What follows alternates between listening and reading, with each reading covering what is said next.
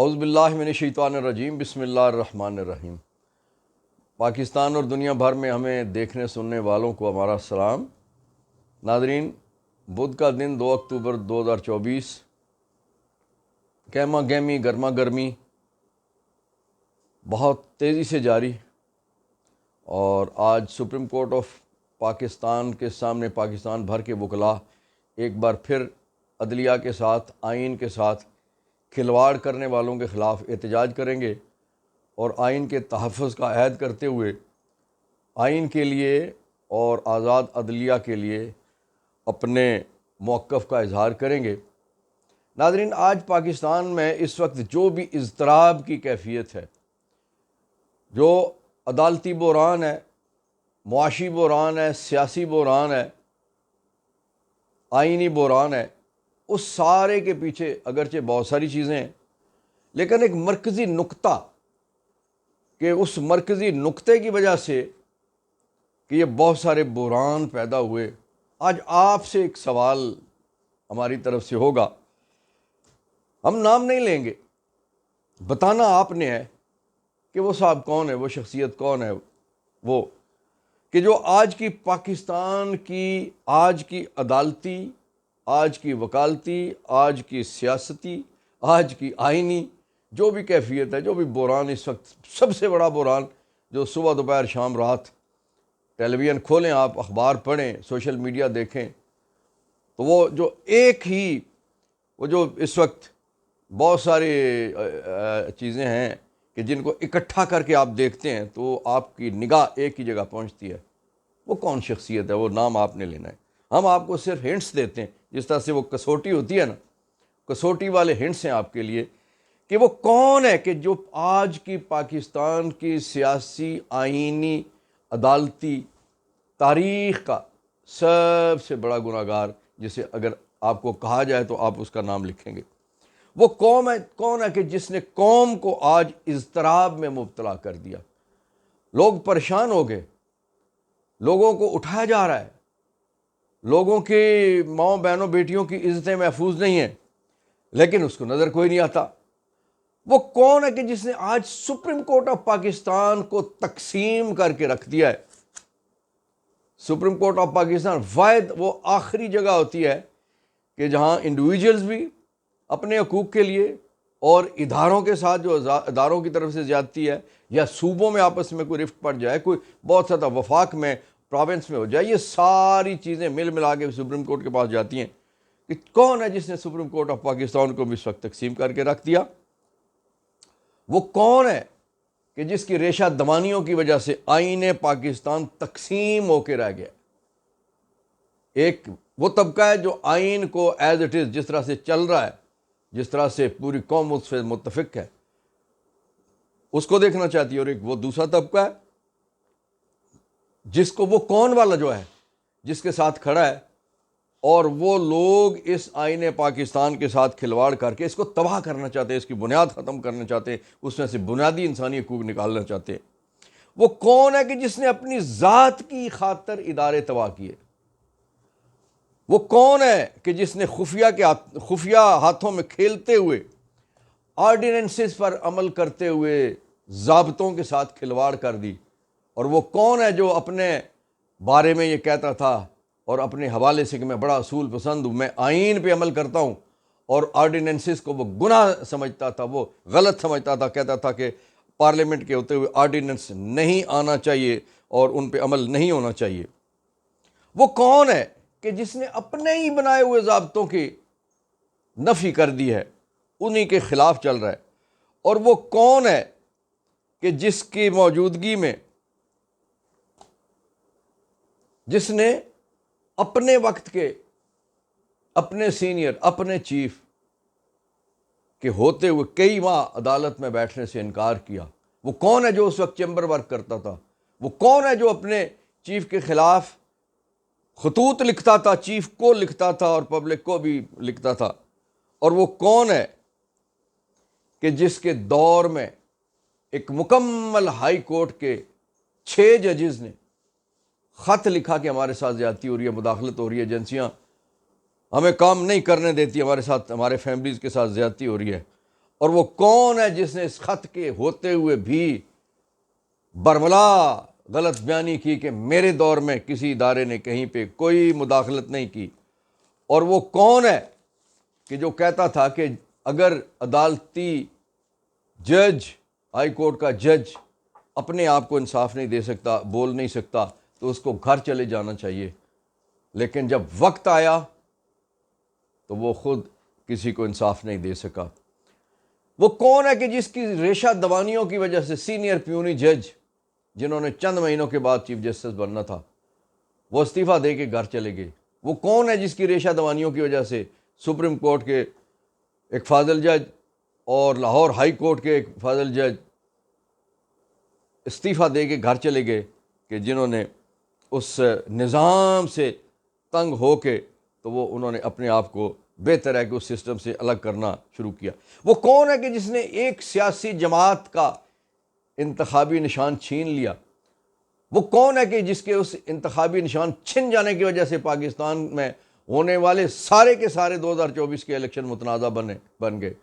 اور وہ کون ہے کہ وہ متنازع الیکشن کے حوالے سے، جس سے کہا گیا تھا، جو پاکستان میں ایک روایت تھی کہ ہمیشہ عدلیہ الیکشن کرواتی ہے، ریٹرننگ آفیسر ججز ہوتے ہیں، جس نے انکار کیا کہ نہیں نہیں نہیں نہیں نہیں نہیں عدلیہ میں سے ہم ججز نہیں دیں گے، یہ تو انتظامیہ الیکشن کروائے گی؟ اور وہ کون ہے کہ انتظامیہ نے الیکشن کروا کے، کہ جس کی سوچ کی وجہ سے انتظامیہ نے پورے پاکستانی نظام کو، سیاسی نظام کو، الیکشن کے نظام کو تہہ و بالا کر دیا؟ اور وہ کون ہے کہ جس کی وجہ سے آج پاکستان کے الیکشن کو کوئی سیاسی جماعت تسلیم کرنے کے لیے تیار نہیں ہے؟ جتنی سیاسی جماعتیں اس وقت اقتدار میں یا حزب اختلاف میں یا الیکشن ہار کے جن کو کوئی سیٹ ملی یا نہیں ملی، وہ ساری کی ساری اس الیکشن کے خلاف۔ وہ کون ہے کہ جس کے ارد گرد یہ ساری چیز جاتی ہے کہ اس عمل کی وجہ سے کہ اس نے عدلیہ میں سے لوگ نہیں دیے، انتظامیہ کو الیکشن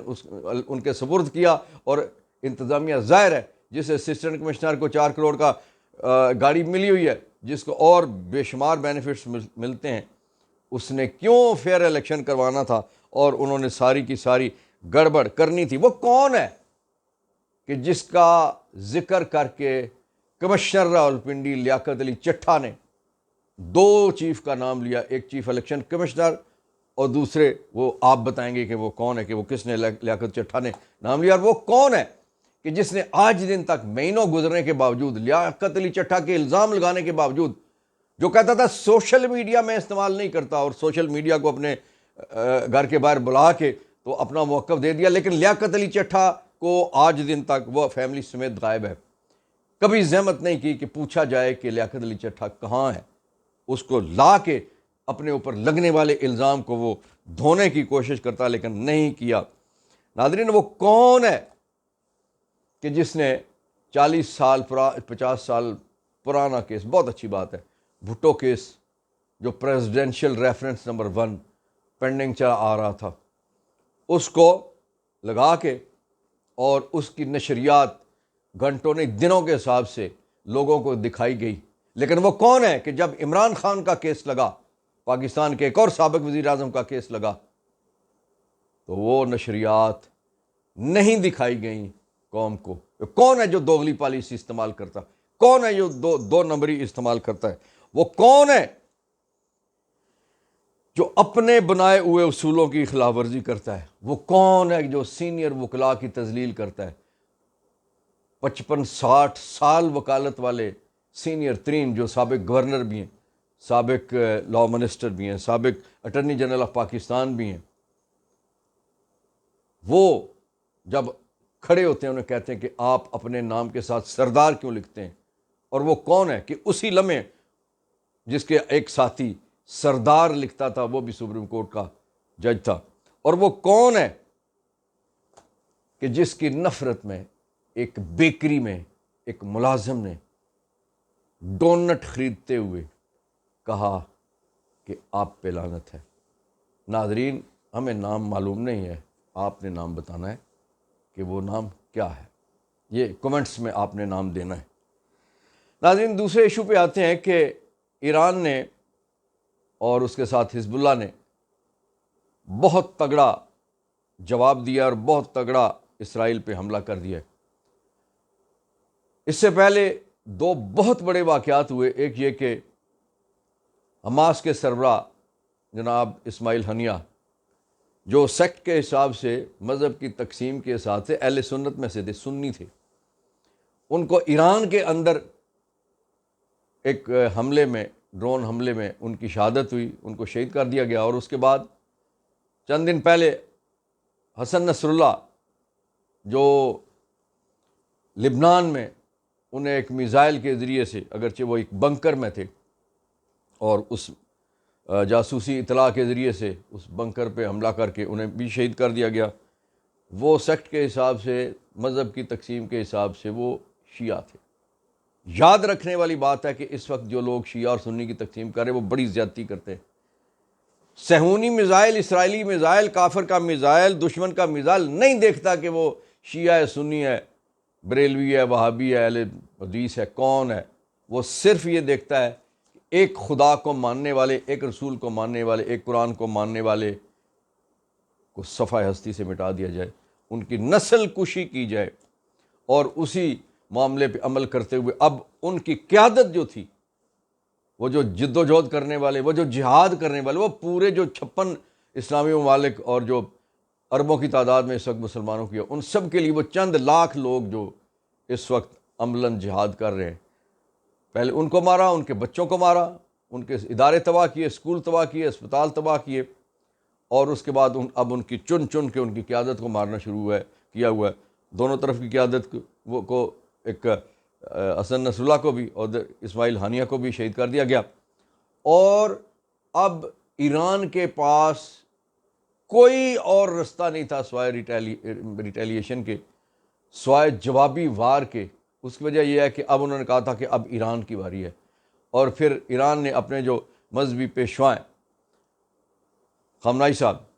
انہیں محفوظ جگہ پہ، محفوظ مقام پہ انہوں نے منتقل کیا۔ اللہ کرے کہ ان کی بھی حفاظت، اور ایک ایک فلسطینی کی، ایک ایک ایرانی، پاکستانی، جہاں بھی کوئی مسلمان بستا ہے اس کی حفاظت ہو۔ اب گزشتہ رات ایران نے اور حزب اللہ نے بہت تگڑا وار کیا، اور اس سے پہلے کوئی 100 میزائل بھیجے، اور ان کا جو سسٹم تھا ان میزائلوں کو روکنے والا، اس کو ٹیسٹ کیا گیا، اور اطلاعات ہیں کہ اس سسٹم کو کوئی ہیک بھی کیا گیا، جس کی وجہ سے عملی طور پہ پھر جو دوسرا اٹیک ہوا جس میں سینکڑوں میزائل تھے، انہوں نے تل ابیب سمیت اور یروشلم اور مقبوضہ بیت المقدس اور بہت ساری جگہوں پہ وہ میزائل گرے۔ اس کی وجہ سے بے شمار ہلاکتوں کی بھی اس وقت تک اطلاعات ہیں۔ امریکہ، برطانیہ، یورپ ایک دم چیخ پڑے کہ یہ ایران نے بڑا ظالمانہ کام کر دیا، جب یہ دہشت گردی ہے۔ اور خدا کے بندو، جس وقت مسلمانوں پہ دہشت گردی ہو رہی ہے، آپ ایک ملک کے بندے کو دوسرے ملک میں جا کے نشانہ بنا کے اس کو شہید کر رہے ہو، اس کو مار رہے ہو، تو وہ دہشت گردی نہیں تھی؟ یہ دو عملی، یہ دنیا کو قبول نہیں ہے۔ اسی لیے 2 دن پہلے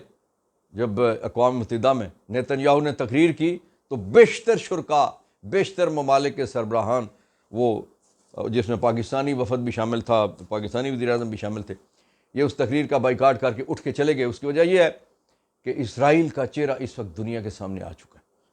اور جو معاشی وجوہات پہ، کسی اور وجہ سے، کسی اپنے مفاد کی وجہ سے اسرائیل کے دم چھلا بنے ہوئے ہیں، وہ بھی یہ بات جان چکے ہیں کہ اسرائیل ظلم کر رہا ہے۔ اور یاد رکھنے والی بات ہے کہ جو ظالم ہوتا ہے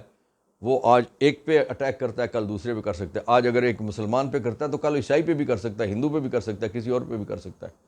ظالم کا کوئی دین نہیں ہوتا، جس طرح سے دہشت گرد کا کوئی دین نہیں ہوتا۔ آج وقت کی ضرورت ہے کہ پاکستانی قوم اکٹھی ہو کے اسرائیل کے حوالے سے، کل جس طرح سے جماعت اسلامی اور پی ٹی آئی نے اتفاق کیا اس بات کو کہ جماعت اسلامی نے 7 تاریخ تک وہ موبلائز کریں گے قوم کو، اور 7 تاریخ کو احتجاج رکھا گیا کہ پوری پاکستانی قوم باہر نکلے، اور پی ٹی آئی نے ساتھ دینے کا اعلان کیا ہے۔ پی ٹی آئی کو دعوت دی گئی ہے کہ آپ ہمارے احتجاج میں شامل ہیں، پوری قوم اس میں۔ دیکھیے اس وقت مقصد مسجد اقصی ہے، مسجد بیت المقصد ہے، مسجد حماس ہے، مقصد فلسطین ہے، مقصد اسرائیل کی دشمنی ہے، اسرائیل کی زیادتیاں ہیں۔ ان کے لیے پوری قوم کو متحد ہونا پڑے گا۔ میں بھی، آپ بھی، انشاءاللہ العزیز ہم دعا بھی کریں گے، عملی طور پہ جو ہو سکتا ہے وہ بھی کریں گے، اور جہاں جہاں کوئی مالی طور پہ فلسطینیوں کی مدد کے لیے جو صورت بن سکتی ہے اس میں بھی اپنا حصہ ضرور ڈالنا چاہیے۔ پی آئی اے نے